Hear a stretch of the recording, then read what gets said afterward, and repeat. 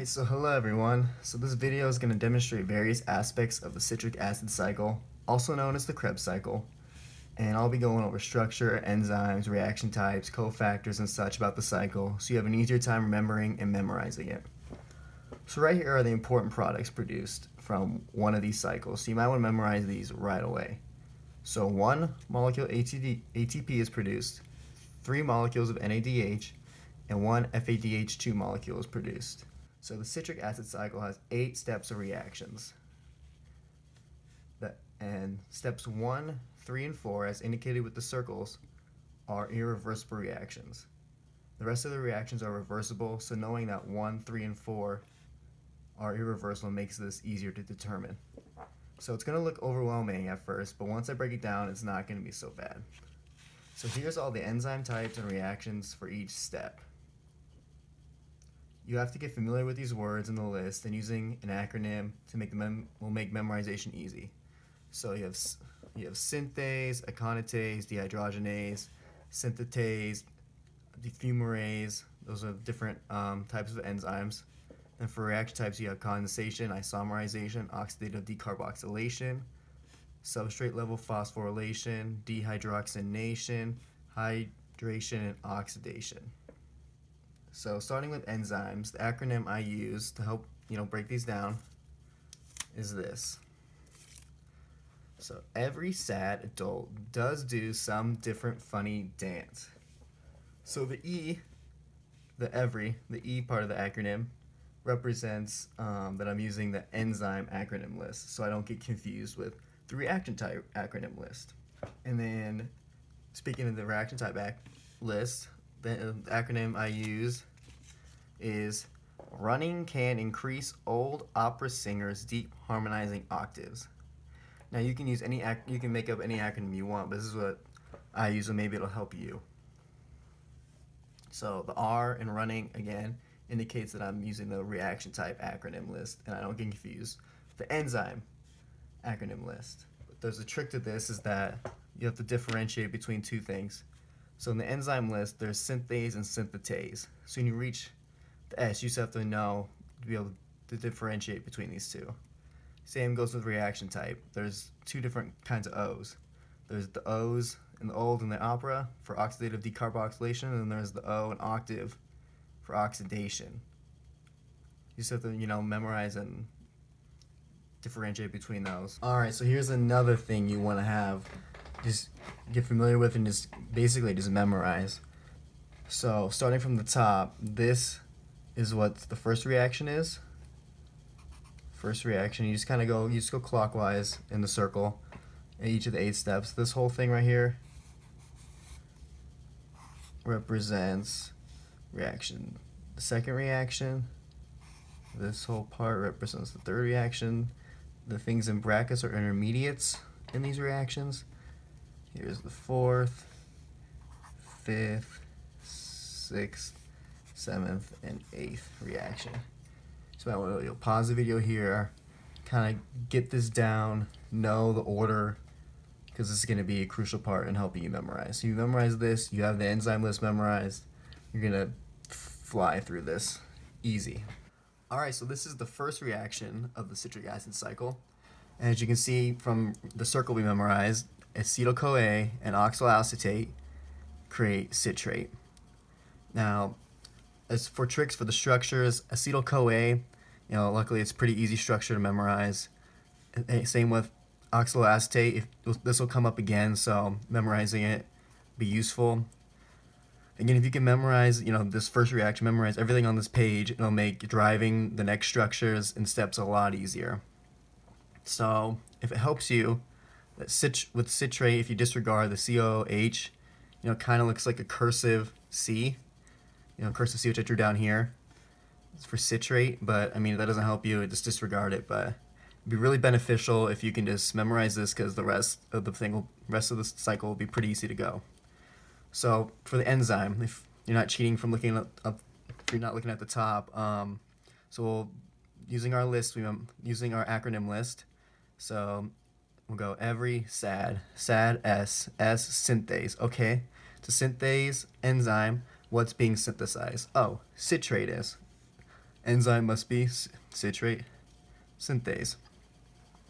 Now for reaction, we do the same thing. Go through our list. Running can. Can C condensation. Boom. Condensation reaction. And cofactors is no cofactors. Knowing this is just memorize this is the best thing I could say. Know everything on this page because then the rest of the cycle will be derived from it. Alright, so reaction 2. This is where the fun begins. So as you remembered from the circle, you have citrate for the second step, goes to cis-aconitate, and then isocitrate. Now, luckily for each step in the reaction, it's the previous product is the reactant in the next step. So you have your citrate memorized. Basically what's happening here, you just have to know that you're using water to change the location of this HO with one of these hydrogens. So to go from here to here, water leaves. So basically right here, this OH and this H group leave, and then you just have to fulfill the octets and double bond right here. So that's the only difference between citrate and the cis-aconitate intermediate. And the same thing goes with the cis-aconitate intermediate and the isocitrate product. Again, water is going to re-enter, but instead of going back to where it was, the OH will go down to this carbon, and the hydrogen goes back to this carbon. Is that the difference between citrate and isocitrate is that the OH is that's on this middle carbon from citrate, and isocitrate's on this last carbon right here. It just switches places. That's the easiest way you can memorize it. So we go through our enzyme list. What enzyme is used? Well, so we go down. Every SAD adult A is aconitase, so we know it's an aconitase enzyme. And then same thing for reaction type. Go through our list. Running can increase I isomerization. And then cofactors, there's none. Another trick that I use to memorize this is that for the reactant type, to get citrate to isocitrate, you have to isomerize it. So as you can see, isocitrate, it's an isomerized citrate. Alright, so here's reaction 3. And as I circled here, it means it's irreversible. So the second irreversible step of the citric acid cycle. So what you want to know, what basically happens here is that the NAD will come and it takes off these hydrogens to get your intermediate. So your intermediate is the result of no hydrogens on this carbon, and you get double bond oxygen. And then this intermediate's unstable, so what happens is that the COO minus leaves as CO2, and then this hydrogen that came off comes back onto that carbon to get your alpha ketoglutarate. So basically the only difference between isocitrate and alpha ketoglutarate is that these hydrogens leave, one goes with NAD, and then you can basically think of this hydrogen kicking to help stabilize, kicks off the COO minus, this leaves this CO2, and then you have your structure here. What enzyme is used? Well, we'll go through our list. Every SAD adult does. Third step, D does dehydrogenase. Okay, what's being dehydrogenated? Isocitrate. So boom, isocitrate dehydrogenase is your enzyme. Now reaction type, go through our list. Running can increase O, oxidative decarboxylation. Boom, and then you just have to know that NAD plus is a cofactor, and you know because it's used to take off, and you're using to memorize it, take off the hydrogens. Alright, so reaction 4. Reaction 4 is an important step as it is the last irreversible step of the cycle as indicated by the circle. Now, this one's a pretty easy one to have memorized. You know the structure already of alpha ketoglutarate, and the only difference between alpha ketoglutarate and succinyl-CoA is right here, the COO minus and S-CoA, the coenzyme A that attaches to it. That's the only difference right here. Now what happens is right here, coenzyme A will come on, bond to this carbon, kick this out of CO2, and then this hydrogen that was bonded to coenzyme A originally will be picked up by NAD to NADH. So that's really all you have to have. You just memorize these cofactors here, and you can easily derive the structure. So now we'll go through our enzyme. The enzyme. So every SAD adult does do dehydrogenase. Okay, what's being dehydrogenated? Alpha ketoglutarate. Boom. Enzyme. Alpha ketoglutarate dehydrogenase. Now reaction type. Go through our list. Running can increase opera. opera O, oxidative decarboxylation. And again, just memorize these cofactors, NAD plus and coenzyme A, and you can easily derive the succinyl-CoA structure. So reaction 5. Reaction 5 is an important step in the cycle because this is where ATP is synthesized. So the one molecule ATP comes from the cycle, comes from this step right here. This one's a pretty easy step to remember. Other than you just have to know ATP is synthesized here, and the rest should be pretty easy. So the only difference between going from succinyl-CoA to succinate is that the coenzyme A leaves as a product, and then through this phosphorylation to get this ATP, an oxygen gets bonded onto here. So this leaves, and then boom, comes another oxygen. As you can see down here, we get the COO minus. Succinyl-CoA has this coenzyme A, and succinate has an oxygen instead of it. You get that down, you get this reaction down pretty quickly. So enzyme used, we'll go through our list. So every sad adult does do some S. Now remember, this is the second S that pops up. So this is synthetase, not synthase. So now I like to think of it as what is the synthesizing thing? Like what is the thing that was being synthesized?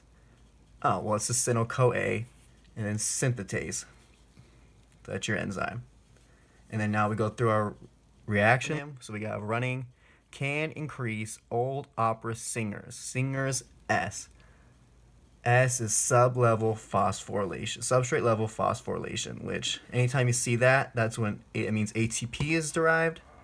So that should be pretty easy to correlate together. And then cofactors for this reaction, if you remember as cofactors, the ADP, and inorganic phosphate, you'll know, oh, this is where ATP is synthesized in this step. So reaction 6. Now this may look difficult, based on all this jumble in the middle, but it's actually a pretty easy one to get down. So you start with your succinate, and the one thing you have to remember for this reaction is that FAD is one of your cofactors, and you get FADH2, which is one of your important products you get. So basically your FAD comes in, and to get FAD to FADH2, you need 2 hydrogens. So you can get those 2 hydrogens from here. One from here, and one from here. This carbon and this carbon. Which then you see over here, you have your COO minus, then you have your CH, then you have another CH, because it took both these hydrogens, and then another COO minus. So basically you have to remember is that FAD comes in, we'll pluck off a hydrogen here, creates a trans conformation. So these are COO minuses are opposite of each other, and then it's a double bond to connect these carbons. You get that down, it's pretty easy to have. You have, like I said, it's a reversible reaction. So to do that, you need a coenzyme Q that can reverse the reaction. It takes those hydrogens and puts them back on to your succinate molecule. Through to what enzyme is used, we go through our enzyme list. So every sad adult does do some different. Different is dehydrogenase. What's being dehydrogenated? Succinate is. Boom. Succinate dehydrogenase is what the enzyme used. Now for reaction type. Go through our list. Running can increase old opera singers deep dehydrogenation. There you go. And then cofactor. You memorize that FAD is a cofactor for this equation. You'll remember this. It'll trick you to remember this. And you'll know, oh, to get FAD to FADH2, you need 2 hydrogens. Boom. You get those 2 hydrogens from here. Plus 1, and you should be able to go from that and then derive this. Alright, so this is reaction 7. Now reaction 7 is one of the simpler ones, and it's pretty easy, and I think the best way to tackle this one would be to first identify the enzyme and reaction type. So we go through our enzyme list, the acronym. So every sad adult does do some different funny. Funny F, fumarase. Pretty easy. Fumarase is also, comes from fumarate, so you don't need the list to derive that one. Now reaction type.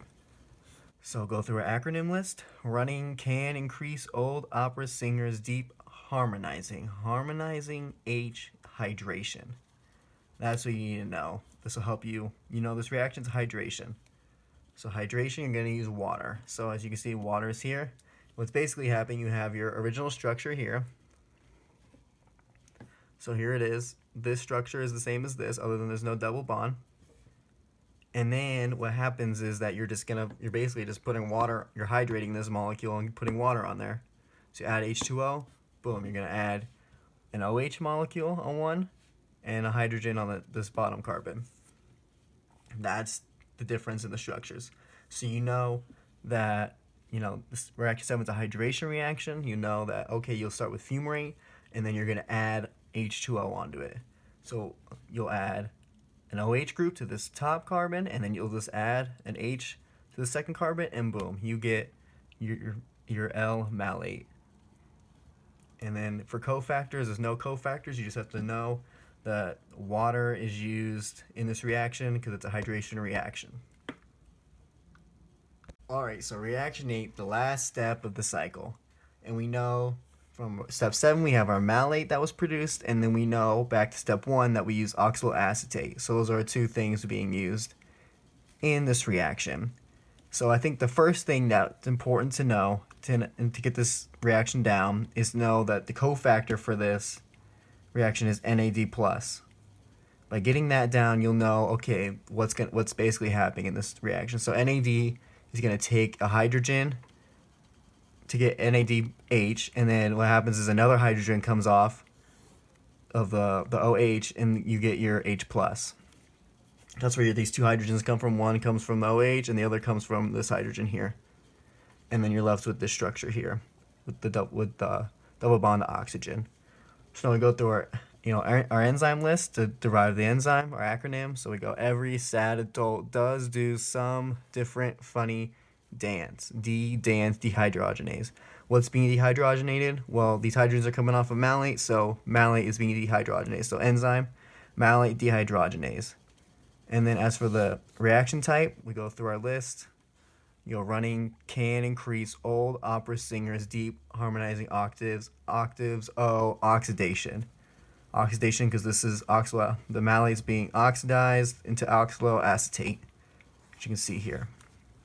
So I'd say the key to this reaction is just knowing NAD plus is a cofactor that's going to come in, strip the hydrogens away from here, and then you're left, and then I'll take you from your malate, and then you take those hydrogens off to your oxaloacetate, which doesn't have those hydrogens there. It has a double bond to oxygen. Alright, so that's the basis of the citric acid cycle. Hope it helped, and thank you for watching.